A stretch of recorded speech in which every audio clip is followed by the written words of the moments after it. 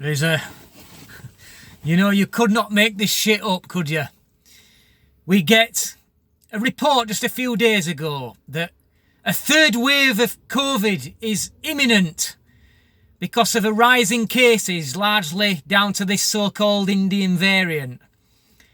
The next day, we get a report that says over the last 24-hour period, there has been a recording of 0 deaths. Look, the show's over, guys. Okay? Lockdown was supposed to be about saving lives. Now, stupidly, and I don't mean this to sound harsh or cruel, but stupidly, what we did is that we prioritised the people over 70 over children and young workers and business owners. They were forced to close their businesses, lose their livelihoods. Children were forced to miss out on vital education, all in order to save a few people over 70. Now, where we are now, of course, is very different. The people who we are now trying to save, you've got to ask yourself, who are we trying to save now? The people above 70 have either died of unrelated things or possibly of COVID, or they have been vaccinated. It's going to be one or the other. I mean, my dad had his first COVID jab in January, and he died of unrelated things in April. But this is the reality of it. So, whose lives now are we trying to save by continuing this charade? Look at Australia. Melbourne has just gone back into a 4th lockdown. Why? Because 26 cases of COVID have been reported. 26. And the entire state of Victoria has gone back into lockdown. Now, Australia, of course, approaching winter. And just as Britain approaches winter, it would be feasible that cases of virus start rising, things like flu and common cold. As you well know, in the UK, when we get to November, the number of cases of flu, common cold starts going up. That's normal. Hospitals then get busy. That's normal. So what are we going to do? Are we going to lock everything down every time that the number of people going to hospital goes up?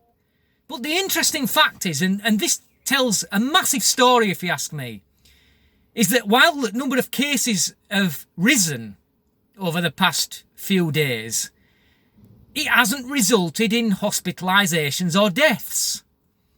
Which tells you that the people who are now catching this, the younger people, are either naturally immune or they're going to suffer the mild symptoms that 99.7% of that age group will suffer. So it's not going to result in any more hospitalisations or deaths. So for the people that want the lockdown to continue, the Great Reset lovers, it's not going too well for them, is it? Because whilst that we have rolled out a vaccine and it's been rolled out successfully, okay, there are people who don't want to take it. I don't want to take it. I prefer to let my natural immunity do the talking, should I catch it. If I catch it, I don't expect to suffer anything but a mild illness. So I don't need a vaccine for that. But the Great Reset lovers amongst us all, they want to keep the lockdowns going because it suits the agenda to do so. But the agenda's shot to shit now, guys. There is no more excuses now to continue this. So whether or not the government decide to allow us all to be free on the 21st of June, this is the point now where every single business owner must reopen their business and defy any more restrictions. Because nobody can benefit out of this now.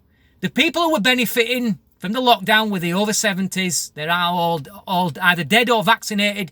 Who can benefit? All it's going to do is put more people out of work, close more businesses and destroy more children's education. And you're telling me that's a Great Reset?